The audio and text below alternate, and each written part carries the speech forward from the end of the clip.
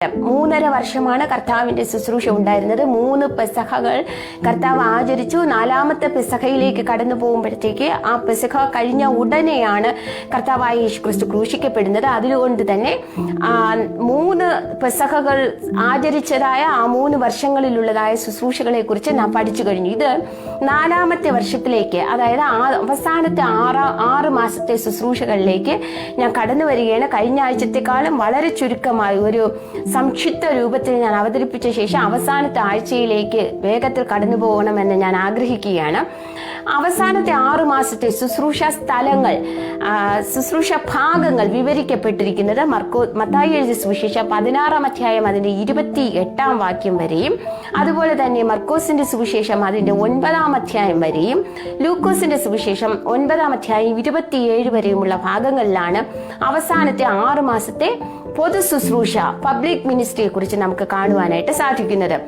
കർത്താവ് ആ സമയത്ത് ശുശ്രൂഷിച്ചതായ സ്ഥാനങ്ങൾ എന്ന് പറയുന്നത് കൈസരിയ, ഫിലിപ്പി, ബെഥാനിയ, അതുപോലെ തന്നെ കഫർനഹൂം, യോർദാൻ, യെരുശലേം തുടങ്ങിയ ഭാഗങ്ങളിലാണ് കർത്താവ് ആ സ്ഥാനങ്ങളിലാണ് സഞ്ചരിച്ച് കർത്താവ് ശുശ്രൂഷിക്കുവാനായിട്ട് ഇടയായിത്തീർന്നത്. അവസാനത്തെ ഒരാഴ്ചത്തെ വിട്ടിട്ട് അതിന് തൊട്ടു മുമ്പുള്ളതായതായ കാര്യം വരെയാണ് ഞാൻ ഇപ്പോൾ തരുന്ന ആ സമ്മറിയിലുള്ളത്. നമുക്ക് കാണുവാൻ സാധിക്കുന്നത് ഈ 6 മാസത്തെ കാലഘട്ടത്തിൽ 5 പ്രാവശ്യം കർത്താവായ യേശുക്രിസ്തു പബ്ലിക്കായി, അതായത് പൊതു പ്രാർത്ഥന മറ്റുള്ളവരുടെ മുമ്പിൽ നിന്ന് പ്രാർത്ഥിച്ചതായി നമുക്ക് കാണുവാനായിട്ട് സാധിക്കുന്നു. ആരെങ്കിലും ഒരാളെങ്കിലും സാക്ഷിയാകത്തക്ക രീതിയിൽ ലൂക്കോസിന്റെ സുവിശേഷം 9-ാം അധ്യായം അതിന്റെ 18-ാം വാക്യം, അതുപോലെ തന്നെ മറുരൂപമലയിലെ പ്രാർത്ഥന, അത് ലൂക്കോസിന്റെ സുവിശേഷം 9-ാം അധ്യായം അതിന്റെ 28, 29 വാക്യങ്ങളിൽ നമുക്ക് കാണാം. മത്തായി എഴുതിയ സുവിശേഷം 11-ാം അധ്യായം 25 മുതൽ 27 വരെയുള്ള ഭാഗങ്ങൾ, അതുപോലെ തന്നെ ലൂക്കോസ് 10-ന്റെ 21, 22 ഈ ഭാഗങ്ങളിൽ നമുക്ക് 70 പേരെ കർത്താവ് അയച്ചതിന് ശേഷം അവർ മടങ്ങി വന്ന കർത്താവിന് ഒരു റിപ്പോർട്ട് കൊടുക്കുന്നു, എന്താണ് അവരുടെ ശുശ്രൂഷകളിലൂടെ നടന്നതെന്ന്. അതായത് അവസാനം താൻ ചെയ്യുന്നതൊക്കെ ശിഷ്യന്മാരെ തെരഞ്ഞെടുത്ത് അവരെ എല്ലാം പഠിപ്പിച്ചതിന് ശേഷം ഒരു മോഡലായി എങ്ങനെ ശുശ്രൂഷിക്കണം, എങ്ങനെ അത്ഭുതങ്ങൾ ചെയ്യണം, എങ്ങനെ പ്രാർത്ഥിക്കണം, എങ്ങനെയാണ് ഒരു വിശുദ്ധനായി അല്ലെങ്കിൽ ദൈവഹിതപ്രകാരമുള്ള ഒരു വ്യക്തിയായി, ഒരു യഥാർത്ഥ ദൈവ പൈതലായി എങ്ങനെയാണ് കാര്യങ്ങൾ ചെയ്യേണ്ടത്, ജീവിക്കേണ്ടത് എന്നുള്ളതിനെല്ലാം തൻ്റെ ജീവിതത്തിലൂടെ ഒരു മാതൃക കാണിച്ചു കൊടുത്തതിന് ശേഷം അവരെ അവസാനത്തെ 6 മാസക്കാലത്ത് അവരെ പബ്ലിക് മിനിസ്ട്രിക്ക് വേണ്ടി അയക്കുന്ന പല ഭാഗങ്ങളും നമുക്ക് കാണുവാനായിട്ട് സാധിക്കുന്നു. അവർക്ക് അവസരങ്ങൾ കൊടുക്കുന്നതിനെ കുറിച്ച് കാണുവാനായിട്ട് സാധിക്കുന്നു. കർത്താവായ യേശുക്രിസ്തുവിനെ കുറിച്ച്, നിങ്ങൾ എന്നെ കുറിച്ച് എന്ത് കരുതുന്നു എന്നുള്ളതായ രീതിയിലുള്ളതായ അവരുടെ അണ്ടർസ്റ്റാൻഡിങ്, അവരുടെ ആത്മീയ വളർച്ചയെ ടെസ്റ്റ് ചെയ്യുന്ന പല ചോദ്യങ്ങളും കർത്താവ് ശിഷ്യന്മാർക്ക് നൽകുകയുണ്ടായി. അതുപോലെ ഉള്ളതായ ഒരു ഭാഗമാണ് 70 പേരായി അവരെ അയച്ചതിന് ശേഷം ആ ശിഷ്യന്മാർ മടങ്ങി വന്ന് കർത്താവിന് ഒരു റിപ്പോർട്ട് കൊടുക്കുകയുണ്ടായി. ആ റിപ്പോർട്ട് കഴിഞ്ഞ ഉടനെ കർത്താവ് പ്രാർത്ഥിക്കുന്നതായി കാണുന്ന ഭാഗമാണ് 3ാമതായി പ്രാർത്ഥനയെ കുറിച്ച് പറയുന്ന കാര്യം. അടുത്ത് കർത്താവിന്റെ പ്രാർത്ഥന പഠിപ്പിക്കുന്നത് ലൂക്കോസിന്റെ സുവിശേഷം 11-ാം അധ്യായത്തിൽ നമുക്ക് കാണുവാൻ സാധിക്കുന്നു. കർത്താവിന്റെ പ്രാർത്ഥന, ദ ലോർഡ്സ് പ്രേയർ എന്നറിയപ്പെടുന്ന വിശ്വവിഖ്യാതമായ ആ പ്രാർത്ഥന പഠിപ്പിക്കുന്നതിന് മുമ്പും കർത്താവ് സ്വയം പ്രാർത്ഥിച്ചതിന് ശേഷമാണ് അത് പഠിപ്പിച്ചത് എന്ന് നമുക്ക് മനസ്സിലാക്കുവാൻ സാധിക്കുന്നു. അവസാനമായി ശിശുക്കൾക്കായി പ്രാർത്ഥിക്കുന്നതായ ഭാഗമാണ് 3 സുവിശേഷങ്ങളിൽ നമുക്ക് ഈ പ്രാർത്ഥനയെ കുറിച്ച് കാണുവാൻ സാധിക്കുന്നു. ലൂക്കോസിന്റെ സുവിശേഷം അതിന്റെ 18-ാം അധ്യായം 15 മുതൽ 17 വരെയുള്ളതായ ഭാഗം, മത്തായി എഴുതിയ സുവിശേഷം 19-ാം അധ്യായം 13 മുതൽ 15 വരെയുള്ള ഭാഗം, മർക്കോസിന്റെ സുവിശേഷം 10-ാം അധ്യായം അതിന്റെ 13 മുതൽ 16 വരെയുള്ള ഭാഗം. ഈ 3 ഭാഗങ്ങളിൽ നമുക്ക് കർത്താവായ യേശുക്രിസ്തു മറ്റുള്ളവർക്ക് വേണ്ടി പ്രാർത്ഥിക്കുന്നതിനെ കുറിച്ച് കാണുവാൻ സാധിക്കുന്നു. ഒരു വ്യക്തിയുടെ ജീവിതത്തിൽ, ഒരു വിശ്വാസിയുടെ ജീവിതത്തിൽ ദൈവപുത്രൻ തന്നെ ഇത്രയധികം പ്രാർത്ഥിച്ചു എങ്കിൽ നമ്മുടെയൊക്കെ ജീവിതത്തിൽ എത്രമാത്രം പ്രാർത്ഥന അത്യാവശ്യമാണ് എന്ന് ഒരു മാതൃക കൂടെ കാണിക്കുന്നതാണ് കർത്താവായ യേശുക്രിസ്തുവിന്റെ ഈ പ്രാർത്ഥനകൾ എന്ന് നാം മനസ്സിലാക്കിയിരിക്കണം. അടുത്തതായി 15 പ്രവചനങ്ങളാണ് ഈ കാലഘട്ടത്തിൽ കർത്താവ് ചെയ്തത് എന്ന് നമുക്ക് മനസ്സിലാക്കുവാൻ സാധിക്കുന്നു. ഈ 15 പ്രവചനങ്ങളും കിടക്കുന്നതായ ഭാഗങ്ങളിൽ പോയി പഠിക്കുവാനുള്ള സമയം നമുക്കില്ല. മറിച്ച് ഏതൊക്കെ കാര്യങ്ങളെ കുറിച്ചാണ് കർത്താവ് പ്രവചിച്ചത് എന്ന് ജസ്റ്റ് ടൈറ്റിൽസ് മാത്രം നൽകി ഞാൻ അടുത്ത ഭാഗത്തിലേക്ക് കടന്നു പോകുവാൻ ആഗ്രഹിക്കുന്നു. കർത്താവ് പ്രധാനമായി നിത്യതയെക്കുറിച്ചും ന്യായവിധിയെക്കുറിച്ചുമുള്ളതായ പ്രവചനങ്ങൾ അല്ലെങ്കിൽ പഠിപ്പിക്കലുകൾ നടത്തിയതായ സമയമായിരുന്നു ഈ അവസാനത്തെ 6 മാസത്തെ കാലഘട്ടം എന്ന് നമുക്ക് മനസ്സിലാക്കുവാനായിട്ട് സാധിക്കുന്നു. അതായത് കിങ്ഡം ഓഫ് ഗാഡ്, ദൈവരാജ്യം എങ്ങനെ ഇരിക്കും എന്ന് പറഞ്ഞു തുടങ്ങിയതായ ശുശ്രൂഷ അതിന്റെ അവസാന ഭാഗത്തിലേക്ക് വരുമ്പോൾ ദൈവരാജ്യത്തിൽ പോകണമെങ്കിൽ എന്തൊക്കെ ചെയ്തിരിക്കണമെന്നെല്ലാം പഠിപ്പിച്ചതിന് ശേഷം അതിന്റെ പൗരന്മാരുടെ ക്വാളിഫിക്കേഷൻസ്, ഇന്ത്യൻ പൗരനായിരിക്കണമെങ്കിൽ എന്തൊക്കെ ചെയ്യണം എന്ന് നാം അറിഞ്ഞിരിക്കുന്നത് പോലെ തന്നെ സ്വർഗരാജ്യത്തിലെ പൗരനാകണമെങ്കിൽ എന്തെല്ലാം ജീവിതത്തിൽ വേണം എന്ന് പഠിപ്പിച്ചതിന് ശേഷം ആ ദൈവരാജ്യത്തിന്റെ പ്രത്യേകതകളെ കുറിച്ച്, ദൈവരാജ്യത്തിൽ പോകണമെങ്കിൽ അതിന്റെ അവസാന ഒരുക്കങ്ങളെ കുറിച്ചൊക്കെ ആ ഫൈനൽ ടച്ച് കൊടുക്കുന്നതായ അവസാന മിനുക്കുപണി നടത്തുന്നതായ മാസങ്ങളായിരുന്നു അവസാനത്തെ 6 മാസങ്ങൾ എന്ന് സുവിശേഷം വായിക്കുമ്പോൾ നമുക്ക് മനസ്സിലാക്കുവാൻ സാധിക്കുന്നു. അതുകൊണ്ട് തന്നെ അതുവരെ അധികം സ്ട്രെസ് ചെയ്യാത്തതായ കഷ്ടതകളെ കുറിച്ച്, തന്റെ ജീവിതത്തിൽ വരാൻ പോകുന്ന കഷ്ടതകളെ കുറിച്ചും അതുപോലെ തന്നെ വിശ്വാസികൾ ഈ ലോകത്തിൽ അനുഭവിക്കേണ്ടി വരുന്നതായ കഷ്ടതകളെ കുറിച്ചും വ്യക്തമായി അദ്ദേഹം പഠിപ്പിക്കുകയുണ്ടായി. ലോകാവസാനത്തെ കുറിച്ച്, സ്വർഗാരോഹണത്തെ കുറിച്ച്, തന്റെ 2ാം വരവിനെ കുറിച്ച്, ന്യായവിധി എന്നൊന്നുണ്ട്, അന്ന് വിശുദ്ധന്മാർക്കും അശുദ്ധന്മാർക്കും ഉള്ളതായ പ്രതിഫലം ദൈവത്തിൽ നിന്ന് ലഭിക്കുവാനിടയായി തീരും എന്നുള്ളതായ കാര്യം, ഇങ്ങനെ നിരവധി കാര്യങ്ങൾ പ്രവചനങ്ങളായി പറയുകയും അതിനെക്കുറിച്ചുള്ളതായ വിശദമായി തന്റെ ശിഷ്യന്മാരെ പഠിപ്പിച്ചതുമായ മാസങ്ങളായിരുന്നു നമുക്ക് കാണുവാൻ സാധിക്കുന്നത്. ഞാൻ നേരത്തെ പറഞ്ഞതുപോലെ തന്നെ ഈ വിഷയങ്ങളോടുള്ള ബന്ധത്തിൽ ഏകദേശം 15 പ്രവചനങ്ങൾ കർത്താവായ യേശു ക്രിസ്തു നടത്തിയതായി നമുക്ക് കാണുവാനായിട്ട് സാധിക്കുന്നു.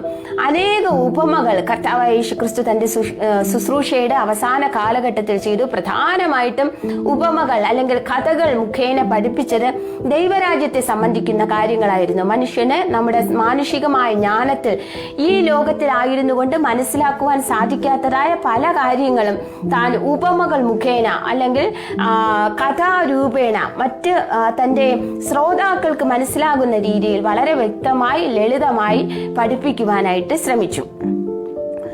ഏറ്റവും അവസാനമായി നമുക്ക് കാണുവാനായിട്ട് സാധിക്കുന്നത് 34 അത്ഭുതങ്ങൾ ഈ അവസാന ഘട്ടത്തിൽ തനിക്ക് വളരെ വ്യക്തമായി അറിയാമായിരുന്നു. തന്നെ പിടിക്കുവാനായി പോകുകയാണ്, കൊല്ലുവാനായി പോകുകയാണ്. തന്റെ സമയം ഈ ഭൂമിയിൽ കഷ്ടതയുടെ പാരമ്യത്തിലേക്ക് കയറുന്ന സമയം, കഷ്ടത അവസാനിക്കുന്ന സമയമല്ല, മറിച്ച് കഷ്ടതയുടെ പാരമ്യത്തിലേക്ക് കയറുന്നതായ ആ സമയം വരാൻ പോകുന്നു എന്ന് വളരെ വ്യക്തമായി മനസ്സിലാക്കിയിട്ടും കർത്താവായ യേശു ക്രിസ്തു വീണ്ടും തന്നെ കുറിച്ച് പറഞ്ഞിരിക്കുന്നത് പോലെ താൻ നന്മ ചെയ്തുകൊണ്ട് ചുറ്റിത്തിരിഞ്ഞു. അനേകം വ്യക്തികളെ സൗഖ്യമാക്കി. താൻ എന്താണോ ഇതുവരെ ചെയ്തുകൊണ്ടിരുന്നത് അതാണ് മനുഷ്യനും സാധാരണ മനുഷ്യനും കർത്താവായ യേശു ക്രിസ്തുവും തമ്മിലുള്ളതായ വ്യത്യാസം. ആരംഭശൂരന്മാരാണ് സാധാരണ മനുഷ്യരല്ല. അവരെ ആരംഭത്തിൽ വളരെ നല്ലവരായി വെളിപ്പെടുകയും തുടർന്ന് അവർക്ക് ഉപദ്രവങ്ങൾ വരുമ്പോൾ, കഷ്ടതകൾ വരുമ്പോൾ, അവർക്ക് പല അടികളും ലഭിക്കുമ്പോൾ, മറ്റുള്ളവർ അംഗീകരിക്കാതിരിക്കുമ്പോഴൊക്കെ പിന്മാറിപ്പോകാറുണ്ട്. നാം നന്മ ചെയ്യുന്നത് ക്ഷീണിച്ചു പോകുന്നവരാണ്. എന്നാൽ ദൈവപുത്രൻ അങ്ങനെ ആയിരുന്നില്ല. നന്മ ചെയ്യുന്നതിൽ അധികം മുന്നിട്ട് വരുന്ന വ്യക്തിയായിരുന്നു. ഒരു രീതിയിലും അതൊന്നും മാറ്റിവെക്കാതെ താൻ ചെയ്യേണ്ടതായ കാര്യങ്ങൾ ചെയ്തുകൊണ്ടിരുന്നതായി നമുക്ക് മനസ്സിലാക്കുവാൻ സാധിക്കുന്നു. 2 പ്രധാന പ്രസംഗങ്ങളാണ് നമുക്ക് ഈ 6 മാസത്തെ കാലയളവിൽ കർത്താവായ യേശു ക്രിസ്തു ചെയ്തതായി കാണുവാനായിട്ട് സാധിക്കുന്നത്. 1ാമത്തെ പ്രസംഗം എന്ന് പറയുന്നത് താഴ്മയെ കുറിച്ചുള്ളതായ പ്രസംഗമാണ്. മത്തായി എഴുതിയ സുവിശേഷം അതിന്റെ 18-ാം അധ്യായം 1 മുതൽ 20 വരെയുള്ളതായ ഭാഗത്ത് നമുക്ക് അവിടെ അത് കാണുവാനായിട്ട് സാധിക്കുന്നു. അതുപോലെ തന്നെ മർക്കോസിന്റെ സുവിശേഷം 9-ാം അധ്യായം 33 മുതൽ 10-1 വരെയുള്ള ഭാഗം, ലൂക്കോസിന്റെ സുവിശേഷം 9-ാം അധ്യായം 46 മുതൽ 50 വരെയുള്ള ഭാഗങ്ങൾ. ഈ 3 ഭാഗങ്ങളിലുമാണ് കർത്താവായ യേശു ക്രിസ്തു ചെയ്തതായ ആദ്യത്തെ പ്രസംഗത്തെ കുറിച്ച് കാണുവാനായിട്ട് സാധിക്കുന്നത്. അതായത് താഴ്മ ഉള്ളതായ വ്യക്തിക്ക് മാത്രമേ സ്വർഗരാജ്യത്തിൽ കടക്കുവാനായിട്ട് കഴിയുകയുള്ളൂ എന്ന് താൻ പഠിപ്പിക്കുക മാത്രമല്ല, തന്റെ ജീവിതത്തിന്റെ അനുഭവങ്ങളിലൂടെ, താൻ ചെയ്യുന്നതായ കാര്യങ്ങളിലൂടെ അത് വ്യക്തമാക്കുകയും ചെയ്തു. യേശു ക്രിസ്തുവിനെ പരീശന്മാര്, ശാസ്ത്രന്മാര് തള്ളി പറയുവാനുണ്ടായിരുന്ന ഒരു പ്രധാനപ്പെട്ട കാര്യം എന്ന് പറയുന്നത് അദ്ദേഹത്തിന്റെ ജീവിതത്തിൽ വെളിപ്പെട്ടിരുന്ന താഴ്മ തന്നെ എങ്ങനെയായിരുന്നു? അതായത് സമൂഹത്തിലെ അധസ്ഥിതരായ, അടിച്ചമർത്തപ്പെട്ട, തള്ളപ്പെട്ടവരായ ശമരിയക്കാരെ പോലുള്ള, സ്ത്രീകളെ പോലുള്ള, അല്ലെങ്കിൽ കൊച്ചു കുഞ്ഞുങ്ങളെ പോലുള്ള വീക്കർ ഗ്രൂപ്പ്സ്, ബലഹീനരായ ഗ്രൂപ്പുകൾ എന്ന് നമുക്ക് വിളിക്കുവാൻ പറ്റുന്നതായ വ്യക്തികളുമായി ചേർന്നാണ് കർത്താവ് സഹകരിച്ചു പോകുന്നത്. നമുക്കറിയാം, അവൻ ചുങ്കക്കാരുടെയും പാപികളോടും കൂടെ തിന്നുവാനും കുടിക്കുവാനും പോകുന്നു എന്ന് പറഞ്ഞ് അതൊരു പരാതിയായിട്ടാണ് തന്നെ കുറിച്ച് പറഞ്ഞത് എന്ന് നമുക്ക് മനസ്സിലാക്കുവാനായിട്ട് സാധിക്കുന്നു. അപ്പോ ഇതുപോലുള്ളതായ താഴ്മയുടെ അനുഭവം തന്റെ ജീവിതത്തിൽ വെളിപ്പെട്ടത് അത് പ്രോത്സാഹിപ്പിക്കപ്പെടുകയില്ല, മറിച്ച് അത് തന്നെ സംബന്ധിച്ചിടത്തോളം ഒരു നെഗറ്റീവായ കാര്യമായി തന്നെ ക്രൂശിക്കുവാൻ തക്കവണ്ണം അതിനെയും ഒരു കാരണമാക്കി മാറ്റിയതായി നമുക്ക് മനസ്സിലാക്കുവാനായിട്ട് സാധിക്കുന്നു. കർത്താവായ യേശുക്രിസ്തുവിന് ലഭിച്ചത് ഇങ്ങനെ ഉള്ളതായ ഒരു അപ്രീസിയേഷൻ ആണ് എങ്കിൽ തീർച്ചയായും നമ്മുടെ ജീവിതത്തിൽ ഇതിൽ കുറഞ്ഞതൊന്നും നാം പ്രതീക്ഷിക്കേണ്ടതില്ല എന്നുകൂടെ നാം മനസ്സിലാക്കിയിരിക്കണം. ഒന്നാമത്തെ പ്രസംഗം എന്ന് പറയുന്നത് താഴ്മയെ കുറിച്ചുള്ളതായ പ്രസംഗമായിരുന്നു. സ്വർഗരാജ്യത്തെ പൗരന്മാരായിരിക്കണമെങ്കിൽ പ്രധാനമായി ഉണ്ടായിരിക്കേണ്ടതായ ഒരു സ്വഭാവ ഗുണമായി കർത്താവായ യേശു ക്രിസ്തു താഴ്മയെ കുറിച്ച് പറഞ്ഞിരിക്കുന്നു. ഞാൻ താഴ്മയുള്ളവനാകൊണ്ട് എന്നോട് ചേർന്ന് പഠിപ്പിൻ, ഞാൻ എന്റെ നുകം മൃദുവും എന്റെ ചുമട് ലഘുവുമാകുന്നു എന്ന് പറഞ്ഞ് തന്റെ പഠിപ്പിക്കലുകളെ കുറിച്ച്, തന്റെ ജീവിതത്തെ കുറിച്ച് ഏറ്റവും താഴ്മയുള്ളതായ ലളിത രീതിയിലുള്ളതായ വ്യക്തിയാണ്. അന്നത്തെ ഗുരുക്കന്മാരെയൊക്കെ അപേക്ഷിച്ച് നോക്കുമ്പോൾ ഞാൻ ഏറ്റവും ഒരു സാധാരണ മനുഷ്യനായി നിങ്ങളുടെ മുമ്പിൽ ഇരിക്കുന്നു എന്ന രീതിയിലാണ് തന്നെ പ്രസന്റ് ചെയ്യുവാനായിട്ട് കർത്താവ് പഠിപ്പിച്ചത്. അതുപോലെ തന്നെ തന്റെ ശിഷ്യന്മാരെ പഠിപ്പിച്ചത് എന്ന അടുത്ത പ്രസംഗത്തെ നമുക്ക് കാണുവാനായിട്ട് സാധിക്കുന്നു. അടുത്ത പ്രസംഗം, രണ്ടാമത്തെ പ്രസംഗം എന്ന് പറയുന്നത് മത്തായി എഴുതിയ സുവിശേഷം 11-ാം അധ്യായം അതിന്റെ 20 മുതൽ 24 വരെയുള്ളതായ ഭാഗത്താണ് നമുക്ക് കാണുവാനായിട്ട് സാധിക്കുന്നത്. മത്തായി എഴുതിയ സുവിശേഷം അതിന്റെ 11-ാം അധ്യായം അതിന്റെ 20 മുതൽ 24 വരെയുള്ളതായ ഭാഗത്ത് അവിടെ ഇങ്ങനെയാണ് കാണുവാൻ. അതുപോലെ തന്നെ ലൂക്കോസിന്റെ സുവിശേഷം 10 മുതൽ 6 വരെയുള്ളതായ ഭാഗം. ഈ രണ്ട് ഭാഗങ്ങളിലും പറഞ്ഞിരിക്കുന്നതായ പ്രസംഗം എന്ന് പറയുന്നത് 70 പേരോടുള്ളതായ പ്രസംഗമാണ്. ആ പ്രസംഗത്തിൽ കർത്താവായ യേശുക്രിസ്തു 70 പേരെ ട്രെയിനിങ്ങിന് വേണ്ടി അയക്കുമ്പോൾ ഏത് രീതിയിലുള്ള ട്രെയിനിങ് ആണ് അവർക്ക് കൊടുക്കേണ്ടത്, അവർ എന്തൊക്കെ കൊണ്ടുപോകണം എന്ന് പറഞ്ഞുകൊണ്ടാണ് കർത്താവ് യേശു ക്രിസ്തു അവരെ അയക്കുന്നത് എന്ന് നമുക്ക് മനസ്സിലാക്കുവാനായിട്ട് സാധിക്കുന്നു. ആ ഭാഗത്ത് ഇങ്ങനെയാണ് പറയുന്നത്, നിങ്ങൾ പോകുമ്പോഴത്തേക്ക് എടുക്കേണ്ടത് എന്ന് പറയുന്നത് രണ്ടുടുപ്പ്, പൊക്കണം, ഇങ്ങനെയുള്ള കാര്യങ്ങളൊന്നും എടുക്കരുത്. അതായത് നിങ്ങൾക്ക് കാണിക്കയൊക്കെ കിട്ടും, നിങ്ങൾക്ക് അനുഗ്രഹങ്ങളൊക്കെ കിട്ടും, നിങ്ങൾ അതൊക്കെ കൊണ്ടുവരുവാൻ വേണ്ടി വിശ്വാസത്തോടെ ഒരു നല്ല ബാഗൊക്കെ കരുതിക്കൊള്ളണം. അതുപോലെ തന്നെ അവിടെ നിങ്ങളുടെ അപ്പിയറൻസ് വളരെ നന്നായിരിക്കണം, അതുകൊണ്ട് നിങ്ങൾ നല്ല നിറയെ ഡ്രസ്സൊക്കെ കൊണ്ടുപോകണം. ആ രീതിയിലല്ല പറഞ്ഞിരിക്കുന്നത്. അവിടെ എഴുതപ്പെട്ടിരിക്കുന്നത് എങ്ങനെയെന്ന് ചോദിച്ചു കഴിഞ്ഞാൽ കർത്താവായ യേശുക്രിസ്തുവിന്റെ അധികാരത്തോടെ പുറപ്പെട്ടു പോകണം. ആ അധികാരം, ഞാൻ നിങ്ങൾക്ക് അധികാരം നൽകിയിരിക്കുന്നു, ആ അധികാരത്തോടെ നിങ്ങൾ പുറപ്പെട്ടു പോകുമ്പോൾ നിങ്ങൾക്ക് തീർച്ചയായും നിങ്ങളുടെ ആവശ്യങ്ങളെല്ലാം അതാത് സ്ഥാനങ്ങളിൽ നിറവേറപ്പെട്ടുകൊള്ളും. ആ ഒരു രീതിയിലാണ് കർത്താവായ യേശുക്രിസ്തു അവിടെ 70 പേരെ അയക്കുവാനായിട്ട് ഇടയായി തീർന്നതെന്ന് നമുക്ക് കാണുവാൻ സാധിക്കുന്നു. ഇത്രയും കാര്യങ്ങളാണ് നമുക്ക് അവസാനത്തെ 6 മാസത്തിൽ പ്രധാനമായി യേശുക്രിസ്തുവിന്റെ ശുശ്രൂഷയോടുള്ള ബന്ധത്തിൽ കാണുവാനായിട്ട് സാധിക്കുന്നത്. ഇനി അവസാനത്തെ ആഴ്ചയിലേക്ക് വരുമ്പോൾ യെരിഹോയിലായിരുന്നു അതിന് തൊട്ടു മുമ്പിലത്തെ ദിവസങ്ങൾ കർത്താവായിരുന്നത്. ബഥാനിയയിലേക്ക് കടന്നു വരുന്നതായി കാണുവാൻ സാധിക്കുന്നു. മത്തായി എഴുതിയ സുവിശേഷം 26-ാം അധ്യായം മുതൽ, അതുപോലെ തന്നെ മർക്കോസിന്റെ സുവിശേഷം 14 മുതലുള്ളതായ ഭാഗങ്ങൾ, ലൂക്കോസിന്റെ സുവിശേഷം 19 മുതലുള്ളതായ ഭാഗങ്ങൾ, ഈ ഭാഗങ്ങളിലെല്ലാം കർത്താവായ യേശുക്രിസ്തുവിന്റെ ജീവിതത്തോടനുബന്ധിച്ചുള്ള അവസാനത്തെ ആഴ്ചയിലെ സംഭവ വികാസങ്ങൾ വിവരിച്ചിരിക്കുന്നതായി നമുക്ക് കാണുവാൻ സാധിക്കുന്നു. അതിൽ ഒന്നാമതായി നമുക്ക് കാണുവാൻ സാധിക്കുന്നത് ഓരോ ദിവസം കൗണ്ടിങ് ബാക്ക്, പുറകിലോട്ട് എണ്ണുകയാണെങ്കിൽ കർത്താവായ യേശുക്രിസ്തു ക്രൂശിക്കപ്പെട്ടത് വെള്ളിയാഴ്ചയാണ്, അതിന് തൊട്ടു മുമ്പിലത്തെ ദിവസത്തെ സംഭവം എന്ന് പറയുമ്പോൾ വ്യാഴാഴ്ചത്തെയാണ്, അതിന് തൊട്ടു മുമ്പിലത്തെ സംഭവം എന്ന് പറയുമ്പോൾ ബുധനാഴ്ചയാണ്. ഇങ്ങനെ എണ്ണി തുടങ്ങിയാൽ അവസാനത്തെ ഒരാഴ്ചത്തെ സംഭവം വളരെ വ്യക്തമായി അവിടെ ഇവിടെയായി എഴുതപ്പെട്ടിരിക്കുന്നതായി നമുക്ക് കാണുവാൻ സാധിക്കുന്നു. അവസാനത്തെ ആഴ്ചയുടെ കൗണ്ടിങ് ഞാൻ പ്രിപ്പയർ ചെയ്യുന്നതായ ആ പുസ്തകങ്ങളിൽ കൊടുത്തിരിക്കുന്നത് അനുസരിച്ചാണ് ഞാൻ നിങ്ങളോട് പങ്കുവയ്ക്കണമെന്ന് ആഗ്രഹിക്കുന്നത്. ശനിയാഴ്ചയാണ് അത് തുടങ്ങുന്നത്, അവസാനത്തെ ആഴ്ച, ഒരു ശബത്തോടനുബന്ധിച്ച്. അതിൽ ഒന്നാമതായി നടക്കുന്നതായ ഭാഗം എന്ന് പറയുന്നത്, അല്ലെങ്കിൽ സംഭവം എന്ന് പറയുന്നത്, ബഥാനിയയിൽ വരുമ്പോൾ, അവിടെ ഒരു ഭവനത്തിലായിരിക്കുമ്പോൾ, ശിമോന്റെ ഭവനത്തിലായിരിക്കുമ്പോൾ മറിയയാൾ താൻ തൈലത്താൽ അഭിഷേകം ചെയ്യപ്പെടുന്നു എന്നുള്ളതായ കാര്യമാണ് ഒന്നാമതായി തന്റെ അവസാനത്തെ ആഴ്ചയോടുള്ള ബന്ധത്തിൽ നടക്കുന്നത്. ഇത് വളരെ പ്രാധാന്യമർഹിക്കുന്ന തിയോളജിക്കലി വളരെ ദൈവശാസ്ത്രപരമായി പ്രാധാന്യമർഹിക്കുന്നതായ സംഭവമാണ്. ഈ സംഭവം മത്തായി എഴുതിയ സുവിശേഷം 26 അധ്യായം അതിന്റെ 6 മുതൽ 13 വരെയുള്ള ഭാഗങ്ങൾ, മർക്കോസിന്റെ സുവിശേഷം 14 അധ്യായം 3 മുതൽ 9 വരെയുള്ളതായ ഭാഗങ്ങൾ ഇവിടെയെല്ലാം എഴുതിയിരിക്കുന്നതായി കാണുവാൻ സാധിക്കുന്നു. ഒരു സ്ത്രീ ഈ വെങ്കൽ ഭരണി തൈലം സൂക്ഷിക്കുന്നത് തന്റെ ഭർത്താവിന് നൽകുന്നതിന് വേണ്ടിയാണ് എന്ന് നമുക്ക് മനസ്സിലാക്കാം. എന്നാൽ ആ ഭർത്താവിന് നൽകുന്നതിന് വേണ്ടി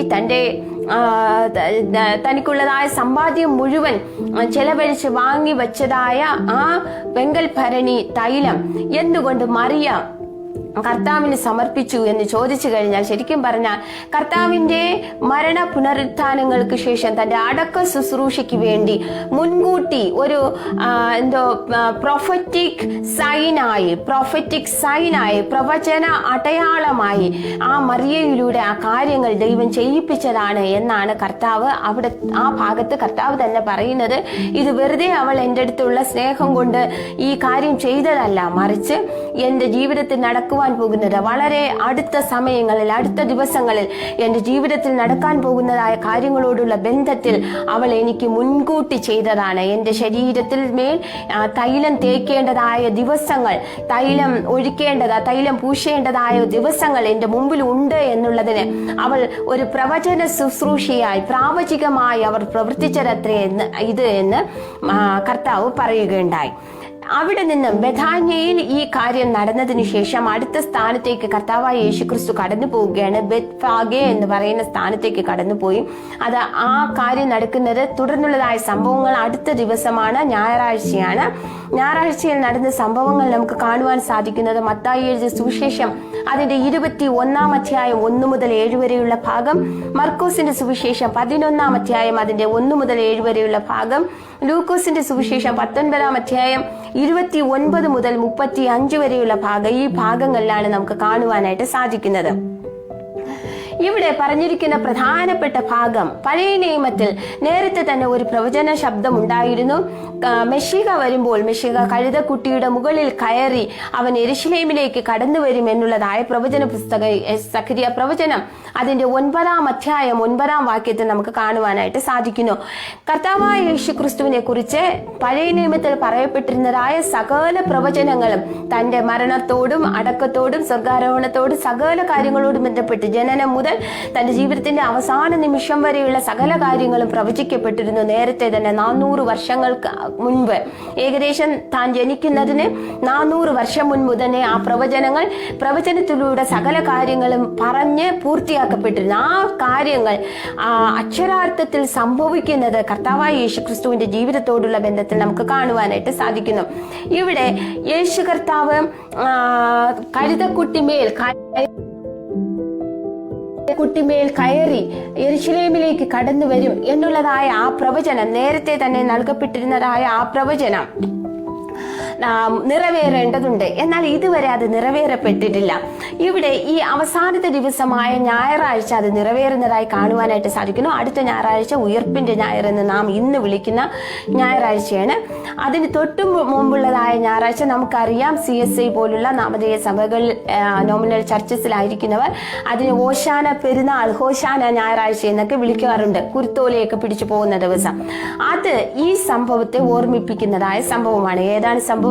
മർക്കോസിന്റെ സുവിശേഷം 21 അധ്യായം 1 മുതൽ 7 വരെയുള്ള ഭാഗം, മർക്കോസിന്റെ സുവിശേഷം 11 അധ്യായം 1 മുതൽ 7 വരെയുള്ളതായ ഭാഗം, അതുപോലെ തന്നെ ലൂക്കോസിന്റെ സുവിശേഷം 19 അധ്യായം 29 മുതൽ 35 വരെയുള്ളതായ വേദഭാഗങ്ങളിൽ കർത്താവായ യേശുക്രിസ്തു കഴുതക്കുട്ടിമേൽ കയറി യെരുശലേമിലേക്ക് വരുന്നതിനെ കുറിച്ച് വിവരിച്ചിരിക്കുന്നു. അതിനു മുൻപായി ഈ കഴുത കർത്താവായ യേശുക്രിസ്തുവിന്റെ സ്വന്തമല്ല, അതിനു പകരം സർവജ്ഞാനിയായ ദൈവത്തിന് എവിടെയോ ദൂരത്തിൽ കെട്ടപ്പെട്ടിരിക്കുന്നതായ ഒരു കഴുതക്കുട്ടിയെ കുറിച്ച് ഒരു ദർശനമുണ്ടായിരുന്നു, അറിവുണ്ടായിരുന്നു. സർവജ്ഞാനത്തെ വെളിപ്പെടുത്തുന്ന ഒരു സംഭവം അത്രേ. യേശു ദൈവമാണ് എന്നുള്ളതിന് തെളിവ് നൽകുന്ന സംഭവമാണ് കഴുതക്കുട്ടിയെ കുറിച്ച്. നിങ്ങൾ മുന്നോട്ട് പോകുമ്പോൾ ഒരു കഴുതക്കുട്ടിയെ കെട്ടിയിരിക്കുന്നത് കാണുമെന്ന് പറഞ്ഞ് യേശു ശിഷ്യന്മാരെ അയക്കുകയുണ്ടായി. അവിടെ ചെന്ന് ആ കഴുതക്കുട്ടിയെ അഴിക്കുവാൻ ശ്രമിക്കുമ്പോൾ അതിൻ്റെ ഉടയവൻ ചോദിക്കും, എന്തിനാണ് അതിനെ അഴിക്കുന്നതെന്ന്. ഒറ്റ വാക്കിൽ നിങ്ങൾ ഉത്തരം പറയണം, എൻ്റെ ഗുരുവിന് ഇതിനെ കൊണ്ട് ആവശ്യമുണ്ടെന്ന്. ദൈവത്താൽ തീരുമാനിക്കപ്പെട്ടതായ കാര്യങ്ങൾ നടത്തുവാൻ തക്കവണ്ണം നിൽക്കുമ്പോൾ ആരും ചോദ്യം ചെയ്യുകയില്ല എന്നുള്ളതിന് ദൈവത്തിന്റെ പരമാധികാരത്തെ സൂചിപ്പിക്കുന്നതായ ഒരു സംഭവം കൂടെയാണ്, യേശുവിന്റെ പരമാധികാരത്തെ സൂചിപ്പിക്കുന്നതായ ഒരു സംഭവം. അതിനെ അഴിച്ചു കൊണ്ടുവരികയും കർത്താവായ യേശു ക്രിസ്തു അതിന്റെ മേൽ കയറി യെരുശലേമിലേക്ക് വരികയും ചെയ്യുന്നു. എന്നാൽ യെരുശലേമിലേക്ക് വരുന്നതായ സമയത്ത് ദൂരത്തെ യെരുശലേം പട്ടണത്തെ കാണുമ്പോൾ നമുക്ക് കാണുവാൻ സാധിക്കുന്നു, കർത്താവ് ആ യെരുശലേം പട്ടണത്തെ ചൊല്ലി കരയുന്ന ഒരു ഭാഗം നമുക്ക് കാണുവാൻ സാധിക്കുന്നു. ലൂക്കോസിന്റെ സുവിശേഷം 19-ാം അധ്യായം അതിന്റെ 43-ാം വാക്യത്തിലാണ് ആ കരച്ചിൽ നമുക്ക് കാണുവാൻ സാധിക്കുന്നത്. 2 കാര്യങ്ങളാണ് പറയുന്നത്. ഏകദേശം 40 വർഷം കഴിയുമ്പോൾ 40 വർഷത്തിനകം വച്ച് ആ യെരുശലേം പട്ടണം ഇടിക്കപ്പെടുവാൻ പോവുകയാണ്. ആ പട്ടണത്തിന്റെ ദുരവസ്ഥ, ഇനി നടക്കാൻ പോകുന്ന ദുരവസ്ഥയെ താൻ മുന്നേ കൂട്ടി ദൈവം എന്നുള്ള നിലയിൽ, സർവജ്ഞാനിയായ ദൈവം എന്നുള്ള നിലയിൽ മുന്നോട്ടുള്ള കാര്യങ്ങൾ മനസ്സിലാക്കിക്കൊണ്ട് കർത്താവ് യെരുശലേമിനെ നോക്കി കരയുകയുണ്ടായി. യെരുശലേമിന് വരുന്ന നാശത്തെക്കുറിച്ച് 2 കാര്യങ്ങളാണ് പറയുവാനായിട്ട് ഇടയായി തീർന്നത്.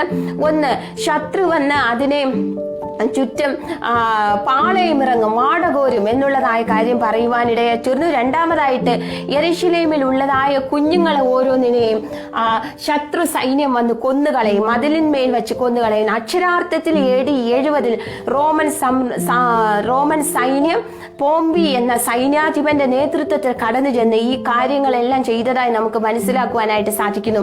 കർത്താവായ യേശുക്രിസ്തുവിന്റെ വായിൽ നിന്ന് വന്നതായ ഒരു പ്രവചന ശബ്ദവും നിറവേറാതെ പോയിട്ടില്ല. ഇതുവരെ നിറവേറപ്പെട്ടതായ സംഭവങ്ങളെല്ലാം തന്നെ കർത്താവായ യേശുക്രിസ്തുവിന്റെ വായിൽ നിന്നും വന്നതായ പ്രവചന ശബ്ദത്തോടനുബന്ധിച്ചുള്ളവയായിരുന്നു എന്ന് നാം മനസ്സിലാക്കേണ്ടതുണ്ട്. അതുകൊണ്ട് തന്നെ യേശു ദൈവപുത്രനാണ്, സർവജ്ഞാനിയാണ് എന്നുള്ളതിനോടുള്ള ബന്ധത്തിൽ യാതൊരു വിധത്തിലുള്ളതായ തർക്കങ്ങളും ഉന്നയിക്കുവാൻ തക്കവണ്ണം വേദപുസ്തകം നമുക്ക് യാതൊരു ചാൻസും നൽകുന്നില്ല. അടുത്ത ദിവസം, ഇത് ഞായറാഴ്ചയാണ് നടക്കുന്നത്, തിങ്കളാഴ്ച ദിവസം 4-5 കാര്യങ്ങളാണ് പ്രധാനമായിട്ട് കർത്താവായ യേശുക്രിസ്തുവിനോടുള്ള ബന്ധത്തിൽ നടക്കുവാനായിട്ട് ഇടയായിത്തീർന്നത്. ഒന്നാമതായി കർത്താവായ യേശു ചെയ്ത 39ാമത്തെ അത്ഭുതമായി താൻ അത്തിയെ ശപിക്കുന്നതായി, ഫലമില്ലാതിരുന്നതായ അത്തിയെ ശപിക്കുന്നതായി കാണുവാനായിട്ട് സാധിക്കുന്നു. അത്തി എന്നുള്ളത് യഹൂദനെ സൂചിപ്പിക്കുന്നു. അതുവരെ ദൈവം ഉദ്ദേശിച്ചതായ രീതിയിലുള്ളതായ ഒരു ഫലം പുറപ്പെടുവിക്കുന്നതായ ഒരു ജീവിത രീതി അന്ന് വരെ യഹൂദൻ ഇല്ലാത്തത് കൊണ്ട് യഹൂദനോടുള്ള ബന്ധത്തിൽ ഇത് ചെയ്തതാകാം എന്ന് പറയപ്പെടുന്നതായ വേദശാസ്ത്ര പണ്ഡിതന്മാരുണ്ട്. തുടർന്ന് ഒരു വലിയ കാലഘട്ടത്തിൽ ഇസ്രായേൽ രാഷ്ട്രം തന്നെ ഈ ലോകത്തിന്റെ ഭൂപടത്തിൽ ഇല്ലാതായി പോകുന്നതായി നമുക്ക് കാണുവാൻ സാധിക്കുന്നു. എന്നാൽ വീണ്ടും ദൈവം അബ്രഹാമിനോടുള്ള ചെയ്തതായ ഉടമ്പടി കൊണ്ടത്രേ ഇന്ന് ഇസ്രായേൽ രാഷ്ട്രം സ്ഥാപിക്കപ്പെട്ട് ഇന്ന് നിലനിന്ന് പോകുന്നത്. മത്തായി എഴുതിയ സുവിശേഷം 21-ാം അധ്യായം അതിന്റെ 19-ാം വാക്യം, മർക്കോസിന്റെ സുവിശേഷം അതിന്റെ 1-ാം അധ്യായം 14-ാം വാക്യം, ഈ ഭാഗങ്ങൾ 11-ാം അധ്യായം 14-ാം വാക്യം, ഈ ഭാഗങ്ങളിലാണ് നമുക്ക് ഈ അത്തിയെ ശപിക്കുന്ന സംഭവം കാണുവാനായിട്ട് സാധിക്കുന്നത്. അടുത്ത് ഇസ്രായേലിന്റെ അധംപതനത്തെ കുറിച്ച് സൂചിപ്പിക്കുന്ന ചില പരാമർശങ്ങൾ കർത്താവ് നടത്തുന്നു. മത്തായി സുവിശേഷം 21-ാം അധ്യായം 43-44 വാക്യങ്ങളിൽ ദൈവം ഉദ്ദേശിക്കുന്ന രീതിയിലുള്ളതായ ഫലപ്രാപ്തി, ഞാൻ നേരത്തെ പറഞ്ഞതുപോലെ തന്നെ യഹൂദന്മാർ അല്ലെങ്കിൽ ഇസ്രായേൽ രാഷ്ട്രം അന്നത്തെ കാലഘട്ടത്തിൽ ദൈവം പ്രതീക്ഷിച്ചതായ നിലയിൽ ദൈവത്തിന് വേണ്ടി പ്രയോജനപ്പെട്ടില്ല, ഫലം പുറപ്പെടുവിച്ചില്ല എന്നുള്ള പ്രസ്താവന കർത്താവായ യേശുക്രിസ്തു ചെയ്യുന്നതായി കാണാം. രണ്ടാമത്തെ തവണ ദേവാലയത്തെ ശുദ്ധീകരിക്കുന്ന സംഭവമാണ് മൂന്നാമതായി നടന്നതായ സംഭവം. തിങ്കളാഴ്ചയോടുള്ള ബന്ധത്തിൽ രണ്ടാമത്തെ തവണ ദേവാലയത്തെ ശുദ്ധീകരിക്കുന്നു. എന്റെ ആലയം ദേവാലയം എന്ന് വിളിക്കപ്പെടേണ്ടതിന്, പ്രാർത്ഥനാലയം എന്ന് വിളിക്കപ്പെടേണ്ടതിന് പകരം നിങ്ങൾ അതിനെ കള്ളന്മാരുടെ ഗുഹയാക്കി തീർത്തു എന്ന് പറഞ്ഞുകൊണ്ട് മതപരമായി വന്നതായ ശോഷിപ്പ്, ആത്മീയ മണ്ഡലത്തിൽ വന്നതായ ശോഷിപ്പിനെ കുറിച്ച് കർത്താവ് മെൻഷൻ ചെയ്യുന്നു. ഇതും ഒരു ദൈവത്തിന് മാത്രം ചെയ്യുവാൻ കഴിയുന്നതായ കാര്യമാണ്. മാനുഷികമായി നമുക്കെല്ലാം ലിമിറ്റേഷൻസ് ഉണ്ട്, പരിമിതികളുണ്ട്. ഒരു പരിധിവരെ മാത്രമേ മറ്റുള്ളവരെ കുറ്റപ്പെടുത്തുവാൻ കുറവുള്ളവളായ എനിക്ക് സാധിക്കുകയുള്ളൂ, നിങ്ങൾക്ക് സാധിക്കുകയുള്ളൂ. എന്നാൽ ദൈവപുത്രന് മറ്റുള്ളവരെ തൂക്കി നോക്കുവാൻ, മറ്റുള്ളവരെ പരിശോധിക്കുവാൻ, മറ്റുള്ളവരെ അളന്നു നോക്കുവാൻ തക്കവണ്ണം ദൈവമാകിയാൽ നമ്മുടെ ഹൃദയങ്ങളെ പരിശോധിക്കുന്ന ദൈവത്തിന് കഴിയുമെന്നുള്ളത് കൊണ്ട് തന്നെ രണ്ടാമത്തെ ശുദ്ധീകരണത്തിൽ കള്ളന്മാരുടെ ഗുഹയാക്കി തീർത്തു എന്ന് പറഞ്ഞുകൊണ്ട് തീർത്തും യാതൊരു പ്രതീക്ഷയും ഇല്ലാത്തതായ ഒരു മത നിലവാരത്തെ കുറിച്ചാണ് കർത്താവ് അവിടെ പറയുവാനായിട്ട് ഇടയായിത്തീർന്നത്. ഇത്രയും നിരാശപ്പെടുത്തുന്ന അവസ്ഥകളിലും നമുക്ക് മത്തായി എഴുതിയ സുവിശേഷം 21 അധ്യായം 14 മുതൽ 16 വരെയുള്ളതായ ഭാഗങ്ങളിൽ വീണ്ടും കാണുവാൻ സാധിക്കുന്നത് താൻ ദൈവിക കരുണ കാണിക്കുന്ന വ്യക്തിയായി തന്നെ തുടർന്നു കൊണ്ടിരുന്നു എന്നുള്ളതാണ്. അന്ധന്മാരെയും ചെകിടന്മാരെയും തുടർന്നും സൗഖ്യമാക്കിയതായി മത്തായി എഴുതിയ സുവിശേഷത്തിൽ സുവിശേഷകൻ രേഖപ്പെടുത്തിയിരിക്കുന്നതായി കാണുവാൻ സാധിക്കുന്നു. തിങ്കളാഴ്ചയോടുള്ള ബന്ധത്തിൽ നടന്നതായ ഏറ്റവും പ്രാധാന്യമർഹിക്കുന്നതായ ഒരു പ്രവചനത്തിന്റെ നിറവേറൽ കൂടെ നമുക്ക് കാണുവാൻ സാധിക്കുന്നു. സങ്കീർത്തനങ്ങളുടെ പുസ്തകം 8-ാം സങ്കീർത്തനം അതിന്റെ 2-ാം വാക്യത്തിൽ ശിശുക്കൾ നിന്നെ സ്തുതിക്കും ആരാധിക്കും എന്നുള്ളതായ പ്രവചന ശബ്ദം ഉണ്ടായിരുന്നതായി നമുക്ക് കാണാം. ആ പ്രവചന ശബ്ദത്തിന്റെ നിറവേറൽ മത്തായി എഴുതിയ സുവിശേഷം അതിന്റെ 21-ാം അധ്യായം 16-ാം വാക്യത്തിൽ ശിശുക്കൾ സ്തുതിക്കുന്നതിലൂടെ ആ പ്രവചന ശബ്ദത്തിന്റെ നിറവേറൽ നമുക്ക് കാണുവാൻ സാധിക്കുന്നു. അവസാനത്തെ ആഴ്ചയിൽ മിക്കവാറും എല്ലാ ദിവസങ്ങളിലും കർത്താവായ യേശുക്രിസ്തുവിനോടുള്ള ബന്ധത്തിൽ ഏതെങ്കിലും ഒരു പ്രവചന ശബ്ദം നിറവേറിയതായി, അതായത് പഴയ നിയമത്തിൽ പ്രവചിക്കപ്പെട്ടിരുന്ന മെശിഹ തന്നെയാണ് ഈ വന്നു നിൽക്കുന്ന വ്യക്തി എന്ന്, നസ്രായനെ യേശുക്രിസ്തു എന്ന് മറ്റുള്ളവർ നിന്ദിക്കുന്നതായ വന്നു നിൽക്കുന്ന വ്യക്തി മറ്റ് ആരുമല്ല മെശിഹ തന്നെയാണ് എന്ന് തെളിയിക്കത്തക്ക രീതിയിൽ അത്രേ അവസാനത്തെ ആഴ്ചയിലെ ഓരോ ദിവസങ്ങളും നമുക്ക് കാണുവാൻ സാധിക്കുന്നത്. ചൊവ്വ ബുധൻ ദിവസങ്ങളിൽ വരുമ്പോഴത്തേക്ക് മറ്റു പല സംഭവങ്ങൾ നടന്നു. എനിക്ക് അതെല്ലാം വിവരിക്കുവാനായിട്ടുള്ള സമയമില്ല. എന്നാൽ യേശുക്രിസ്തുവിനെ കൊല്ലുവാനായി, ക്രൂശിക്കുവാനായി അവർ പ്ലാൻ ചെയ്തത് വെള്ളിയാഴ്ചയാണ്. വ്യാഴാഴ്ച ദിവസം അദ്ദേഹം സന്ധ്യയ്ക്ക് രാത്രിയിൽ ഏകദേശം 9 മണി നേരത്തിന് ശേഷം 10 മണിയോടുകൂടി അറസ്റ്റ് ചെയ്യപ്പെടുകയാണ് ഗരശമന തോട്ടത്തിൽ വെച്ച്. അപ്പോൾ ചൊവ്വ ബുധൻ ദിവസങ്ങളിൽ തന്നെ ഏതെങ്കിലും രീതിയിൽ കൊടുക്കുന്നതിന് വേണ്ടിയിട്ടുള്ള പ്ലോട്ടിന്റെ ആ പദ്ധതിയുടെ ഏറ്റവും പാരമ്യത വെളിപ്പെടുന്ന ദിവസങ്ങളായിരുന്നു ചൊവ്വ ബുധൻ ദിവസങ്ങൾ. കാരണം ഇത്രയും ദിവസങ്ങൾ യേശു കർത്താവിന്റെ പുറകെ നടന്ന് 3.5 വർഷം അവർ പല പരീക്ഷണങ്ങളും നടത്തി, പല പരിശോധനകളും നടത്തി. യേശുക്രിസ്തുവിന്റെ കൂടെ സഞ്ചരിച്ചിരുന്നതിൽ വലിയ ഒരു കൂട്ടം ജനം എന്ന് പറയുന്നത് യേശുവിന്റെ കുറ്റങ്ങൾ, കുറവുകൾ കണ്ടുപിടിക്കുന്നതിന് വേണ്ടി നടന്നവരായിരുന്നു. ഇത് ഇന്ന് നമ്മുടെ കുറ്റങ്ങളും കുറവുകളും കണ്ടുപിടിക്കുന്ന വ്യക്തികളുണ്ടെങ്കിൽ നാം നിരാശപ്പെടേണ്ട. കാരണം കർത്താവിന്റെ കൂട്ടത്തിലും അത് മാത്രമല്ല കർത്താവിന്റെ കാലഘട്ടത്തിലും അങ്ങനെയുള്ള വ്യക്തികൾ തന്നെയാണ് ഉണ്ടായിരുന്നത്. അപ്പോൾ അങ്ങനെ യേശു കർത്താവിന്റെ കൂടെ നടന്നിട്ടും അവൻ ദൈവപുത്രനാക്കിയാൽ അവനോട് ഉത്തരം പറഞ്ഞ് ജയിക്കുവാൻ, അവന്റെ ജ്ഞാനത്തിൽ എന്റെ മുമ്പിൽ നിൽക്കുവാനായിട്ട് അവർക്കാർക്കും കഴിഞ്ഞില്ല. അത് മാത്രമല്ല തന്റെ ജീവിതത്തിൽ യാതൊരു വിധത്തിലുമുള്ളതായ തെറ്റുകുറ്റങ്ങൾ കണ്ടുപിടിക്കുവാൻ കഴിഞ്ഞില്ല. അതുകൊണ്ട് തന്നെ ഈ ഘട്ടത്തിലേക്ക് വരുമ്പോൾ അവർ കർത്താവായ യേശുക്രിസ്തുവിനെ കുടുക്കാനായിട്ട് ശ്രമിക്കുന്നതായി നമുക്ക് മനസ്സിലാക്കുവാൻ സാധിക്കുന്നു. ഏതെങ്കിലും രീതിയിൽ അവനെ കുടുക്കണം എന്ന് പറഞ്ഞുകൊണ്ട് അധികാരത്തെ ചോദ്യം ചെയ്യുന്നതായ ഒരു സംഭവമാണ് പ്രധാനമായി നമുക്ക് കാണുവാൻ സാധിക്കുന്നത്. മത്തായി 21, മർക്കോസ് 11, ലൂക്കോസിന്റെ സുവിശേഷം 20 അധ്യായം ഈ ഭാഗങ്ങളിലെല്ലാം നിനക്ക് ഈ അത്ഭുത പ്രവൃത്തികൾ ചെയ്യുവാനാണ്, ഈ അത്ഭുത പ്രവൃത്തികൾ ചെയ്യുവാൻ തക്കവണ്ണം അധികാരം എവിടെ നിന്ന്, നിനക്ക് ഉപദേശിക്കുവാൻ തക്കവണ്ണം അധികാരം എവിടെ നിന്ന്, നിന്റെ ജീവിതത്തിൽ നീ ഈ കാണിക്കുന്ന പ്രത്യേകിച്ച് ടെമ്പിൾ ക്ലീനിങ്, യെരൂശലേം ദേവാലയത്തിനെയൊക്കെ ശുദ്ധീകരിക്കുന്നത് അവരൊരു തെറ്റായ അർത്ഥത്തിലാണ് എടുക്കുവാൻ ഇടയായിത്തീരുന്നത്. അപ്പൊ ഇതൊക്കെ ചെയ്യുവാനുള്ള അധികാരം എവിടെ നിന്ന്? നീ ഒരു യഹൂദൻ മാത്രമാണ്, അല്ലാതെ പരീശനോ ശാസ്ത്രിയോ അല്ല, അല്ലെങ്കിൽ പുരോഹിതനല്ല. അതുകൊണ്ട് തന്നെ എവിടെ നിന്നാണ് അധികാരം എന്ന് പറഞ്ഞുകൊണ്ട് കർത്താവിനെ ചോദ്യം ചെയ്യുന്നതാണ് നമുക്ക് കാണുവാൻ സാധിക്കുന്നത്. നമുക്കറിയാം ഈ ലോകത്തിൽ നിന്നും അല്ല കർത്താവായ യേശുക്രിസ്തുവിന് അധികാരം നൽകപ്പെട്ടത്, മറിച്ച് കർത്താവായ യേശുക്രിസ്തു അധികാരം പ്രാപിച്ചത് ദൈവത്തിൽ നിന്നുമാണ്. ഈ ലോകത്തിലുള്ളതായ കർമ്മങ്ങളിലൂടെ അല്ല തനിക്ക് അധികാരം ലഭിക്കപ്പെട്ടത്, മറിച്ച് ദൈവത്താലാണ്. അതുകൊണ്ട് തന്നെ കർത്താവായ യേശുക്രിസ്തു അതിനനുസരിച്ചുള്ളതായ മറുപടിയാണ് അവർക്ക് നൽകി കൊടുക്കുവാൻ ഇടയായിത്തീർന്നത്. രണ്ടാമതായി ചോദിച്ചതായ കാര്യം, ഞങ്ങൾ കൈസറിന് ചുങ്കം കൊടുക്കുന്നത് അല്ലെങ്കിൽ കരം കൊടുക്കുന്നത് വിഹിതമോ കൈസറിന് കൊടുക്കണമോ? അത് അന്നത്തെ പൊളിറ്റിക്കലായിട്ടുള്ള, ആദ്യം ഞാൻ പറഞ്ഞ കാര്യം എന്ന് പറഞ്ഞാൽ തിയോളജിക്കലായി അല്ലെങ്കിൽ റിലീജിയസ് ആയി മതപരമായുള്ളതായ ഒരു കാര്യമായിരുന്നു ആദ്യം ഞാൻ പറഞ്ഞത്. രണ്ടാമതായി അദ്ദേഹത്തെ കൊടുക്കുന്നതിന് വേണ്ടി അവർ പ്ലോട്ട് ചെയ്തതായ കാര്യം എന്ന് പറയുന്നത് അന്നത്തെ സാമ്പത്തിക വ്യവസ്ഥയെ, ടാക്സേഷനെ, ചുങ്കം പിരിക്കുന്നതിനെ ചോദ്യം ചെയ്യുന്ന രീതി, അതായത് ഗവൺമെന്റിനെ ഓപ്പോസ് ചെയ്യുന്നു എന്ന് വരുത്തി തീർക്കുവാൻ വേണ്ടി ഞങ്ങൾ കൈസറിന് കൊടുക്കുന്നുണ്ട്, റോമ സാമ്രാജ്യത്തിന് കാശ് കൊടുക്കുന്നുണ്ട്, അത് വിഹിതമോ? യഥാർത്ഥത്തിൽ യഹൂദന്മാരെല്ലാം അതിന് വിരോധികളായിരുന്നു. മറ്റൊരു സാമ്രാജ്യം നമ്മളെ ഭരിക്കുന്നു, അതുകൊണ്ട് തന്നെ മെഷിഹ വന്ന് രക്ഷിക്കണം എന്നുള്ള ആഗ്രഹത്തോടായിരിക്കുന്നതായ ജനമാണ്. അപ്പോൾ ഇദ്ദേഹം മെഷിഹയാണ് എങ്കിൽ അതിനെ എതിർക്കുമെന്നുള്ളതായ ചിന്തയിൽ അദ്ദേഹത്തോട് ചോദിക്കുകയുണ്ടായി, ഞങ്ങൾ അവിടെ കാശ് കൊടുക്കണമോ? അപ്പൊ കർത്താവായ യേശുക്രിസ്തു അവിടെയും തന്നെ കൊടുക്കുവാൻ പറ്റാത്തതായ ഒരു മറുപടി കൊടുത്തു. കൈസർക്കുള്ളത് കൈസർക്ക് കൊടുപ്പിൻ, ദൈവത്തിനുള്ളത് ദൈവത്തിന് കൊടുപ്പിൻ. അതായത് ദേവാലയത്തിലെ കൊടുക്കേണ്ടതായ വരികളെല്ലാം നിങ്ങൾ ദേവാലയത്തിൽ കൊടുക്കണം, എന്നാൽ കൈസറിനോട് ഗവൺമെന്റ് ചെയ്യേണ്ടതെല്ലാം ഗവൺമെന്റിന് ചെയ്യണം. അങ്ങനെ അവിടെയും പിടിക്കുവാൻ കഴിഞ്ഞില്ല.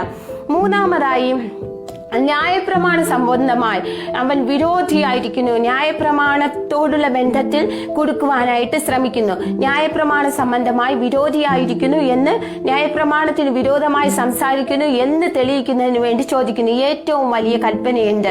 മത്തായി എഴുതിയ സുവിശേഷം 22-ാം അധ്യായം അതിന്റെ 34 മുതൽ 40 വരെയുള്ള ഭാഗം, അതുപോലെ തന്നെ മർക്കോസിന്റെ സുവിശേഷം 12-ാം അധ്യായം 28 മുതൽ 34 വരെയുള്ള ഭാഗം. ഈ ഭാഗങ്ങളിലെല്ലാം നമുക്ക് കാണുവാൻ സാധിക്കുന്നത് കർത്താവായ യേശു ക്രിസ്തുവിനെ കൊടുക്കുന്നതിന് വേണ്ടി ഏറ്റവും വലിയ കൽപ്പന എന്ന് പറയുമ്പോൾ ന്യായപ്രമാണത്തിനെതിരെ അവൻ സംസാരിക്കുകയും അത് വെച്ച് സെനദ്രി സംഘത്തിന്റെ മുമ്പ് കൊണ്ടുപോയി വിസ്തരിച്ച് കള്ളക്കുറ്റങ്ങൾ ആരോപിച്ച് റോമ സാമ്രാജ്യത്തിന്റെ മുമ്പിൽ കൊണ്ടുപോയി നിർത്തി ക്രൂശിക്കാം, കൊന്നുകളയാം എന്ന കണക്കുകൂട്ടൽ ചോദിക്കുമ്പോൾ അവിടെ കർത്താവായ യേശു ക്രിസ്തു ദൈവത്തിനും മനുഷ്യനുമായി രണ്ട് വിഭാഗമായി തരംതിരിച്ചുകൊണ്ട് ദൈവത്തിനോട് നന്നായിരിക്കണം, മനുഷ്യനോട് നന്നായിരിക്കണം, ദൈവത്തെ സ്നേഹിക്കണം, മനുഷ്യനെ സ്നേഹിക്കണം. എന്നാൽ ദൈവത്തിന് കൊടുക്കേണ്ട പ്രാധാന്യം ഒന്നാമത്, രണ്ടാമതായി മനുഷ്യനോട് കൊടുക്കേണ്ടതായ ആ സ്ഥാനത്തെയും കുറിച്ച് പറഞ്ഞുകൊണ്ട് അവിടെ വളരെ ജ്ഞാനത്തോടെ ഇടപെട്ടതുകൊണ്ട് യഥാർത്ഥത്തിൽ അവർക്ക് കുറ്റമൊന്നും കണ്ടുപിടിക്കുവാനായിട്ട് കഴിഞ്ഞില്ല. തിരിച്ച് യേശു കർത്താവ് അവരോട് ഒരു ചോദ്യം ചോദിക്കുവാനിടയായി തീർന്നു. ആരുടെ പുത്രനായാണ് മെഷിഹ വരുന്നത്, ആരുടെ വംശാവലിയിലാണ് മെഷിഹ ജനിക്കുന്നത് എന്ന്. അവർ ഉടനെ പറഞ്ഞു, ദാവീദിന്റെ വംശാവലിയിൽ ജനിക്കണം.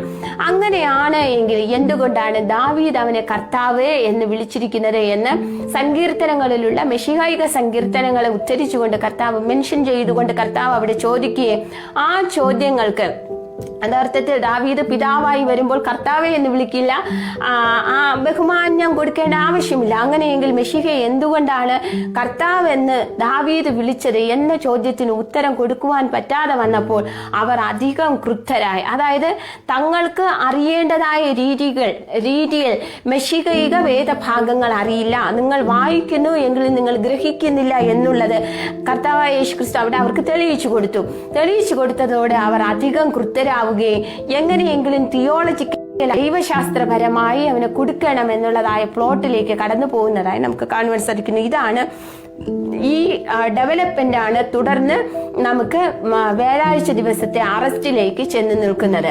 ചൊവ്വ ബുധൻ ദിവസങ്ങളിലെ പ്രധാനപ്പെട്ട ഒരു കാര്യം എന്ന് പറയുന്നത് മത്തായി എഴുതിയ സുവിശേഷം 24-ാം അധ്യായത്തിൽ നമുക്ക് കാണുവാൻ സാധിക്കുന്ന ഒലിവുമലയിലെ പ്രസംഗത്തെ കുറിച്ചാണ്. ഒലിവുമലയിലെ പ്രസംഗം നമുക്കറിയാം, അത് അന്ത്യകാലം എപ്പോഴാണ് അവസാനം ആകും എന്നുള്ളതായ ചോദ്യത്തിന് ഉത്തരമായി അവസാന കാലഘട്ടത്തിൽ നടക്കുന്നതായ ചില കാര്യങ്ങളെ കുറിച്ച് പറയുകയുണ്ടായി. ആ കാര്യങ്ങളെല്ലാം ഇന്നത്തെ കാലഘട്ടത്തിൽ നടക്കുകയാണ്. നിങ്ങളെല്ലാ യുദ്ധങ്ങളും യുദ്ധശ്രുതികളും കൂടും, അതുപോലെ തന്നെ അനവധിയായുള്ള രോഗങ്ങൾ വർദ്ധിക്കും, രാജ്യത്തോട് എതിർക്കും, കുടുംബങ്ങൾ തമ്മിൽ ചിത്രിക്കും, അപ്പനും മക്കളും തമ്മിൽ, അമ്മയും മക്കളും തമ്മിൽ, സഹോദരങ്ങൾ തമ്മിൽ ശത്രുക്കളായി മാറും എന്ന് തുടങ്ങി ഇന്ന് നാം എന്തെല്ലാം നമ്മുടെ സമൂഹത്തിൽ കാണുന്നു ആ കാര്യങ്ങളെല്ലാം സംഭവിക്കുമെന്ന് പറഞ്ഞ് ആ ഒലിവുമലയിലെ പ്രഭാഷണത്തോടുള്ള ബന്ധത്തെ കർത്താവായ യേശു ക്രിസ്തു പഠിപ്പിക്കുകയുണ്ടായി. ഇതെല്ലാം സൂചിപ്പിക്കുന്നത് ഒരു സാധാരണ വ്യക്തിയായ അല്ല കർത്താവായ യേശു ക്രിസ്തു ജീവിച്ചത്. നമ്മളെപ്പോലെ മജ്ജയും മാംസവും വികാരങ്ങളും എല്ലാം ഉള്ളതായ ഒരു 100% മനുഷ്യനായിരിക്കുമ്പോൾ തന്നെ സർവജ്ഞാനിയായ, സർവശക്തനായ, സർവവ്യാപിയായ ദൈവമായും കൂടെ ഈ 3.5 വർഷത്തെ പഠനത്തിനിടയിൽ നമുക്ക് 3.5 വർഷത്തെ കുറിച്ചുള്ള പഠനത്തിനിടയിൽ നമുക്ക് കർത്താവായ യേശു ക്രിസ്തുവിനെ 100% ദൈവവുമായി മനസ്സിലാക്കുവാൻ സാധിക്കുന്നു. ഒരു തെറ്റും ചെയ്യാതെ, എന്നാൽ ഈ ലോകത്തിലെ ഏറ്റവും അധികം ഹ്യൂമിലിയേഷൻ, ഏറ്റവും അധികം നിന്ന, ഏറ്റവും അധികം കഷ്ടത സഹിച്ചുകൊണ്ട് താൻ ഈ ലോകത്തിൽ ജീവിച്ചിരുന്നതിനെ കുറിച്ച് നമുക്ക് കാണുവാനായിട്ട് സാധിക്കുന്നു. അതിന്റെ ഫൈനൽ സ്റ്റേജ്, ആ കഷ്ടതയുടെ ഏറ്റവും വലിയ ഫൈനൽ സ്റ്റേജ് വ്യാഴാഴ്ച തുടങ്ങി വ്യാഴം, വെള്ളി, ശനി, വ്യാഴം, വെള്ളി ഈ 2 ദിവസങ്ങളിലാണ് നമുക്ക് കാണുവാൻ സാധിക്കുന്നത്. ആ ഭാഗങ്ങളെ കുറിച്ച് നമുക്ക് വരുന്ന ക്ലാസ്സിൽ പഠിക്കാമല്ലോ.